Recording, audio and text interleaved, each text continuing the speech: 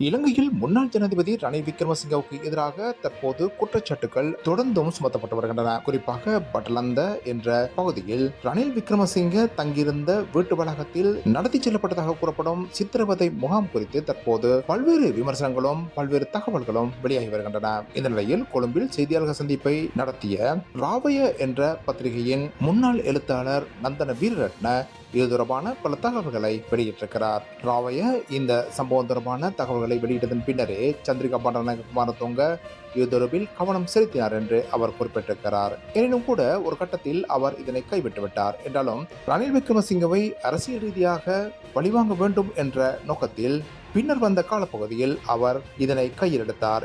என்றாலும் கூட அது கிடப்பில் போடப்பட்டது. இந்த நிலையில் 1989 ஆண்டு காலப்பகுதியில் நாட்டில் பல்வேறு சித்திரவதை கூடங்கள் இருந்தன என்ற தகவலை நந்தன வீரரட்ன குறிப்பிட்டிருக்கிறார். அதில் கொழும்பு பல்கலைக்கழகத்திலும் அவ்வாறான ஒரு சித்திரவதை கூடம் இருந்தது என்ற தகவலை அவர் வெளியிட்டிருக்கிறார். என்றாலும் கூட அது தொடர்பான தகவல்களை உரிய முறையில் பெற்றுக்கொள்ள முடியவில்லை என்று அவர் குறிப்பிட்டிருக்கிறார். உலகிலேயே ஒரு பல்கலைக்கழகத்தில் கூட ஒரு சித்திரவதை கூடம் இருந்தது என்பது இலங்கையில் மாத்திரமே என்று அவர் குறிப்பிட்டிருக்கிறார்.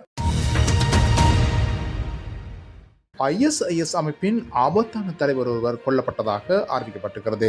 ஈராக் மற்றும் சிரியாவில் இஸ்லாமிய அரசு அமைப்பின் தலைவராக செயற்பட்டவர் கொல்லப்பட்டதாக ஈராக் அறிவித்திருக்கிறது. ஈராக்கிய ஜனாதிபதி இதனை உறுதிப்படுத்தியிருக்கிறார். ஈராக் மற்றும் உலகிலேயே மிகவும் ஆபத்தான பயங்கரவாதிகளில் ஒருவராக கருதப்பட்ட அப்துல்லா மக்கி முஸ்லி அல் ரிஃபாய் என்பவரை கொல்லப்பட்டதாக ஈராக்கின் பிரதமர் முகமது ஷியா அல் சூடானி தெரிவித்திருக்கிறார். ஈராக்கிய பாதுகாப்பு படைகள் அமெரிக்க தலைமையிலான கூட்டணியுடன் இணைந்து மேற்கொண்ட தாக்குதலின் போதே அபு கஜீதா என்று அழைக்கப்படும் அப்துல்லா மக்கி முல்லே அல் ரிஃபாய் கொல்லப்பட்டதாக சூடானி குறிப்பிட்டிருக்கிறார். கனடாவின் புதிய பிரதமராக மார்க் கார்னே பதவியேற்றிருக்கிறார். அமெரிக்க ஜனாதிபதி டொனால்ட் ட்ரம்புடன் வர்த்தக போரொன்றை நாடு எதிர்கொண்டிருக்கின்ற நிலையில் இந்த பதவியேற்பு நிகழ்ந்திருக்கிறது. இதன்போது கனடாவாகவே இருக்கும் என்று அவர் தமது முதல் உரையில் குறிப்பிட்டிருக்கிறார். ஒட்டாவாவில் நடந்த விழா ஒன்றில் கார்னே மன்னர் சார்ல்ஸுக்கு விசுவாசமான சத்தியம் செய்கின்ற நிகழ்வு இடம்பெற்றது. இந்த நிலையில் புதிய பிரதமர் சில நாட்களுக்குள் ஒரு திடீர் தேர்தலை அறிவிக்கக்கூடும் என்று கனடிய ஊடகங்கள் தெரிவித்திருக்கின்றன. அத்துடன் பிரதமராக அவர் தமது முதல் வெளிநாட்டு பயணத்தை ஐரோப்பிய நாடுகளுக்கு மேற்கொள்வார் என்றும் தெரிவிக்கப்பட்டிருக்கிறது.